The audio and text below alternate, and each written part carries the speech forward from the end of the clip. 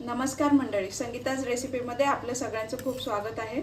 आज मी बनवणार आहे खूपच मस्त खमंग अशा वरणफळ चकोल्या। खूपच छान आणि टेस्टी होतात, अगदी झटपट होतात। कधी कधी आपल्याला मसालेदार तिखट खाऊन कंटाळा येतो, भाजी पण खावीशी वाटत नाही, मग असं साधं सोपं कधी कधी कंटाळा जेवण पण बनवण्याचा येतो, तर आपण ही रेसिपी एकदम सोपी आहे, ही बनवून आपण खाऊ शकतो। खूपच टेस्टी लागते आणि याच्यामध्ये तिखट न घातल्यामुळे तुम्ही याच्यामध्ये साखर किंवा गूळ घालून पण नंतर खाऊ शकता, ज्यांना गोड आवडत असेल तर तसंही आपण याचा एन्जॉय घेऊ शकतो। चला तर मग सुरुवात करूया मस्त रेसिपीला। तर हे पहा, इथे मी एक छोटी वाटी तुरीची डाळ घेतली, ही स्वच्छ धुवून आता आपल्याला शिजवून घ्यायची आहे। आता आपण पीठ मळून घेऊया। हे गव्हाचं पीठ आहे, मी चाळून घेतले। आता याच्यात आपण मीठ घालूया। तर हे पहा, मीठ आपण चपातीला घालतो त्यापेक्षा थोडंसं जास्त घालायचं, म्हणजे याला चव छान येते।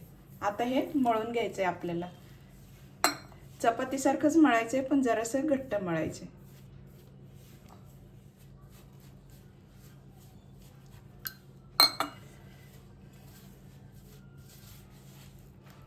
असं आपल्याला घट्ट मळून घ्यायचंय। आता हे आपण साईडला ठेवूया आणि फोडणीची तयारी करूया। तर हे पहा, आपल्याला फोडणीला खूपच कमी साहित्य लागणार आहे। हा लसूण घेतलाय, 5-6 पाकळ्या मी ठेचून घेतलाय, त्यामुळे चव छान लागते। तुम्ही बारीक चिरून पण घेतला तरी चालेल। ह्या 2-4 लसणाच्या पाकळ्या आणि थोडीशी कोथिंबीर मी वाटून घेतली आहे, आणि ह्याच्यामुळे काय होतं, चव खूप छान येते। हे आपण डाळ अशी घरटू ना तेव्हा ह्याच्यामध्येच आपल्याला हे टाकायचं। आणि ही कोथिंबीर चिरून घेतली, जिरा आहे फोडणीसाठी, मोहरी आणि हळद आणि चवीपुरतं मीठ लागणार आहे आपल्याला। तर आता याच्यामध्ये आपण हे वाटलेलं जर लसूण आणि कोथिंबीर आहे ती आपण याच्यात मिक्स करून घेऊया। हळद घालूया, छोटा अर्धा चमचा हळद घातली आणि हे अर्धा चमचा मी मीठ घेतले। तर मीठ तुमच्या आवडीनुसारच तुम्ही घ्या, चवीनुसार। आता हे आपल्याला छान असं घरटून घ्यायचं। पहा, डाळ पण खूप छान शिजलेली आहे, खूपच मस्त। कधी कधी काय होतं ना, आपल्याला तिखट वगैरे खाऊन पण खूप कंटाळा येतो, आणि मी या चकोल्या आहे ना तिखट अजिबात घालणार नाही याच्यामध्ये, एकदम साध्या बनवणार आहे, सपक बनवणार आहे मस्त, आणि खूपच छान टेस्टी लागतात। पाहिजे तर तुम्ही त्या गूळ घालून सुद्धा तुम्हाला, किंवा साखर घालून, तुम्हाला कोणाला गोड खायचं असेल तर त्यावरून तुम्ही साखर किंवा गूळ घालून पण खाऊ शकता। हे पहा, डाळ मस्त घरटून झाली, हे पहा छान शिजली आहे। आता याच्यात थोडंसं अजून पाणी घालूया आणि मग आपण फोडणी देऊया।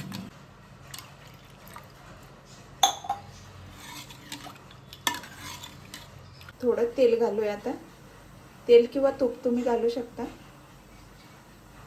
तेल गरम झाले, आपण मोहरी घालूया। छोटा अर्धा चमचा मोहरी घातली। मोहरी छान तडतडल्यानंतर आपल्याला जिरं घालायचं। आता जिरं घालूया अर्धा चमचा। आता जिरं पण छान तडतडते, आता लसूण घालूया आपण।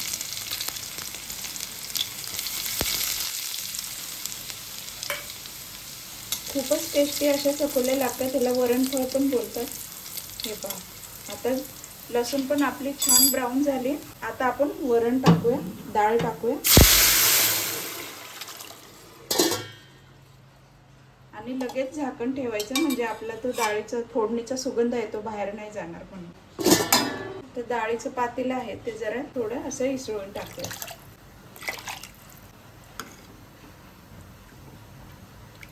खूप छान सुगंध येऊ लागलाय।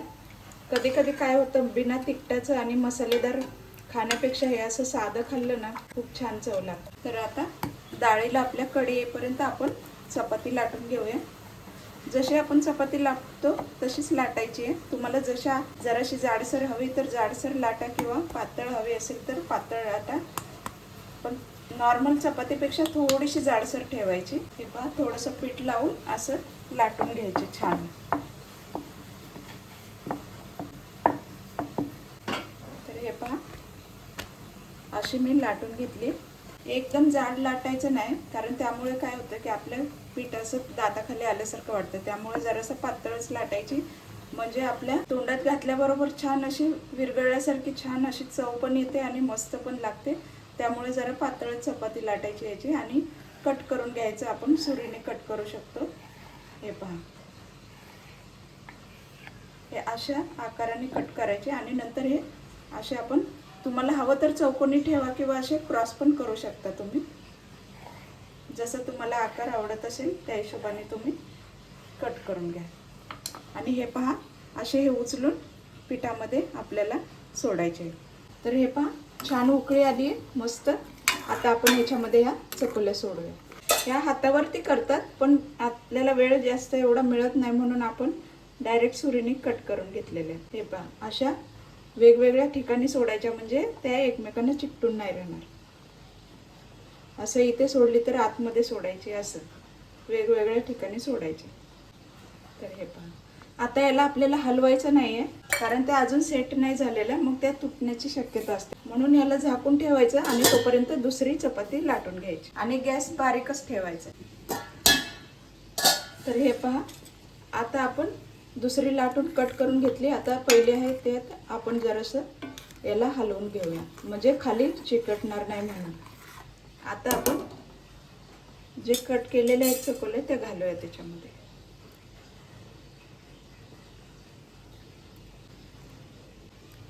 आता चकोल्या घालताना थोडासा गॅस फास्ट ठेवायचा म्हणजे त्या आपल्या व्यवस्थित सेट होतील. आता आपण झाकण ठेवूया आणि गॅस बारीक करूया. अशाच आपण सगळ्या चकोल्या कट करून डाळीमध्ये टाकूया. बघूया, हलवून घेऊया एकदा. खालच्या वर आणि वरच्या खाली होतील, मग व्यवस्थित शिजल्या जातील एकसारख्या.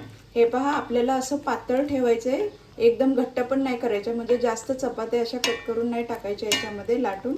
त्यामुळे काय होतं मग जरासं असं रस्सेदार असलं थोडंसं की टेस्ट खूप छान लागतो आणि खाण्यासाठी पण मस्त लागतं.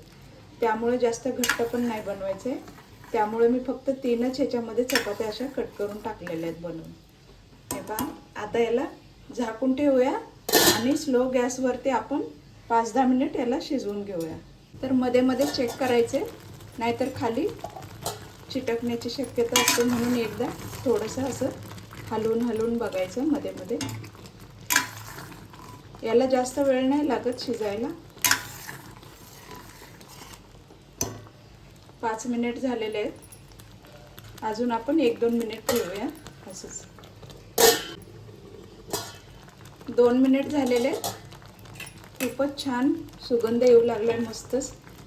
काही रेसिपी एकदम सिंपलच बनवलेल्या खूपच छान लागतात आणि टेस्ट त्यांची ओरिजिनल लागते.